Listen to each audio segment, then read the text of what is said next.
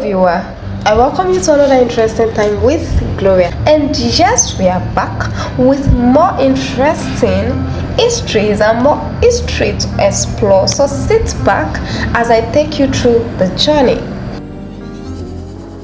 Hello lovers of history with Gloria. I want to welcome you to the year 2026, and I'm welcoming you to yet another educative moment on this channel. First, let me start by appreciating you for your support throughout the year 2025 and even since the inception. Thank you for sharing those videos, thank you for always viewing, thank you for liking the videos, and thank you so much for the support. It is appreciated. And like I said in the end of the year posts, this year promised to be exciting, educating, and more fun.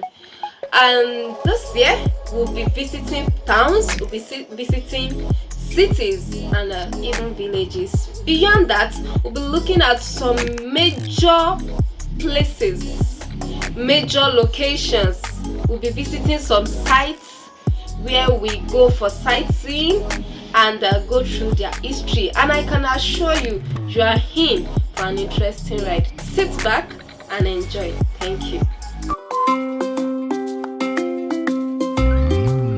Welcome back, viewer, and today being the first episode of history this year 2026, I present to you the history of...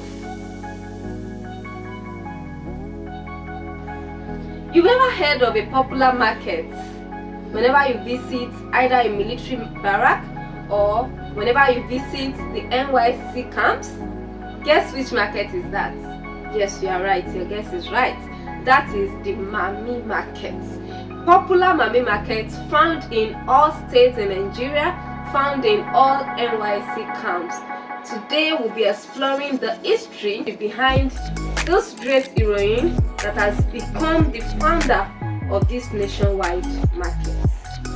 Mammy Markets are a feature within the Nigerian military barracks and the National Youth Service Corps camps.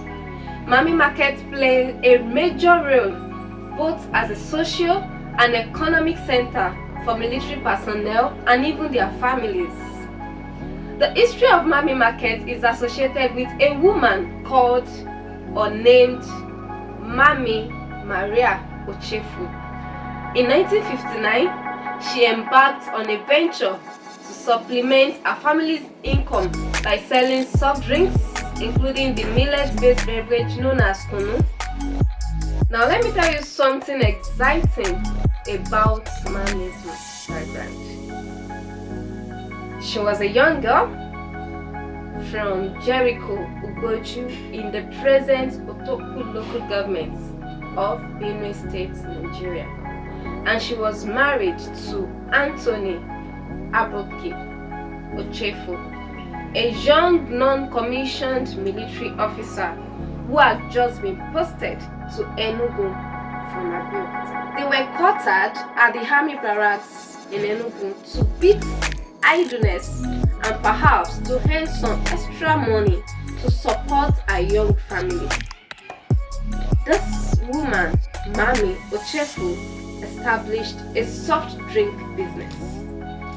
She prepared what is popularly known as kunu in Hausa language to be sold to soldiers and civilians. Most of her best customers are officers. Mammy Markets, now integral to Nigerian military life, have their origin in the initiative of Mammy Maria Ochefu.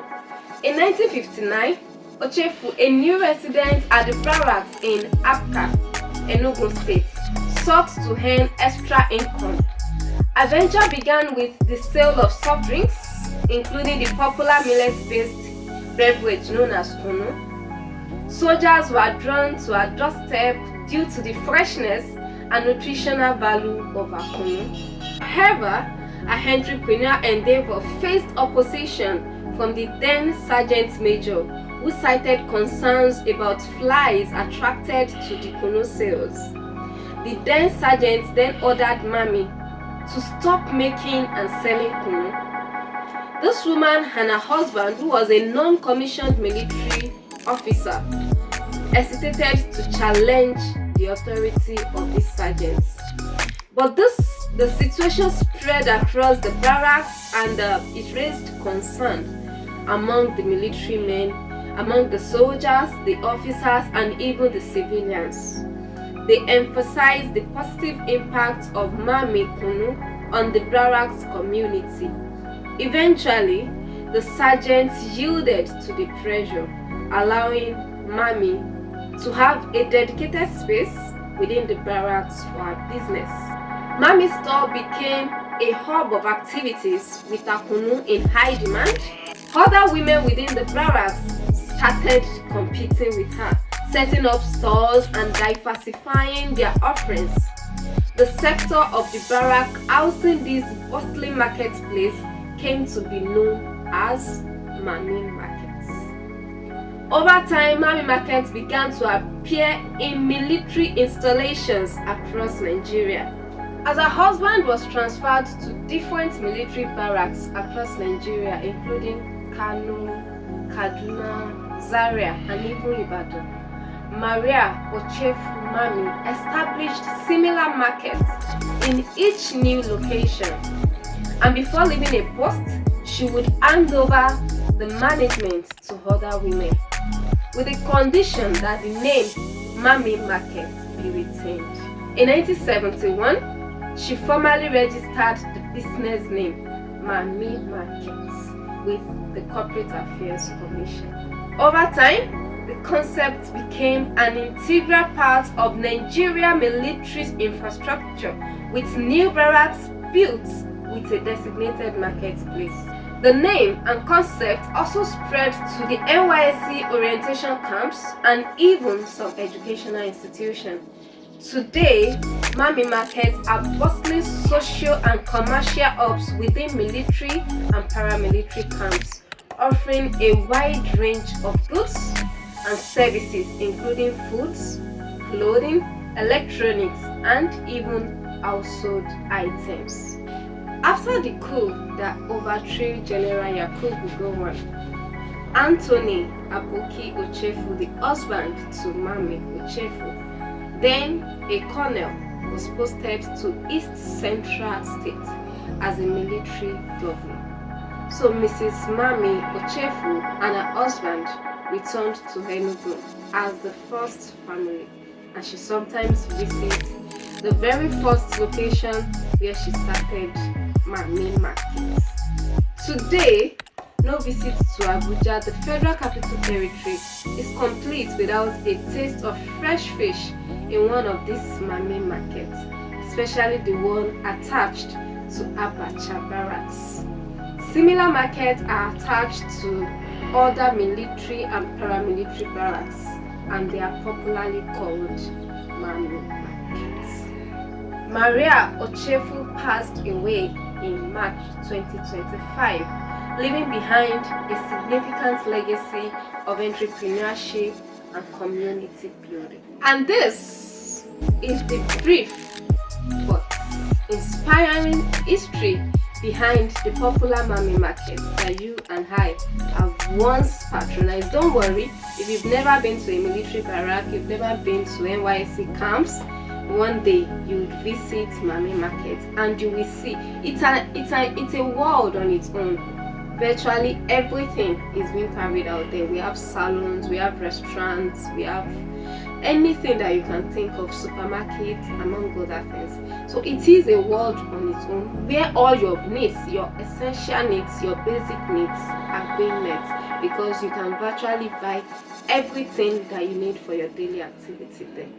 Now, what lesson do I want us to pick out of this history? First, I want us to consider this woman, Mammy Ochefu. She was a young girl, she was married, but she didn't, because she's married, decide to sit back. She decided to take an extra step to source for an extra income. Nobody would have blamed her if she just decided to sit and not work, but she rose up to responsibility. She decided to take up to take up a challenge. During her time, there was no market in barracks, and soldiers, civilians have to vent for themselves elsewhere. But she came up with an initiative. How can I solve this problem? How can I put an end to this? Now I'm putting it to you, my viewer. There is a problem, there is a challenge where you are, that you just need to critically analyze and bring a solution. You just need to sit down, think about it, and resolve to be a solution to that particular problem. You cannot just sit idle and feel like, I'm relaxed, they are vending for me, I do not need to know. You just have to get out of that your comfort zone and be a solution to a particular problem. Another lesson that I want to pick out of this woman's history is when she started, it was not smooth. It was not as if there was no challenges. It was not as if there was no opposition. In fact, she was told to stop. But she pushed further to see to it that this ambition does not die. And after a while, after reconciliation and all, the same person that told her to put an end to it told her to continue. And from there, it became an household name. Let me put it that way. Because today the woman is no more alive, but her name keeps living. So to you, my viewer, even after your death, what will you be remembered for? Are you living just for the present, or are you thinking of the future? Are you trying to do something, to build something that will outlive you? That even when you are no longer here, whenever people mention the name of probably a particular product, a particular place, it rings your name. And this is the challenge that I'll be leaving you with on today's episode of History with Gloria. I hope you've been able to pick one or two lessons from the history of Mammy and the story of this young woman that decided to build a name for herself. And until next time, when I come your way, keep being good. Bye.